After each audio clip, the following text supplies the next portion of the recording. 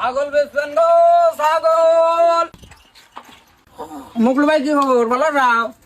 ছাগল কোনে? আচ্ছা লেড়ে ছাগল আগে বড় ব্যাপারে যাইছিলেন কি? বেশি না দাম একটা কই দেন না যাই এই ছাগলটা দেখি। না না ছাগল ছাড়বে না, ছাগল ছাড়বে না কিছু করো না তো।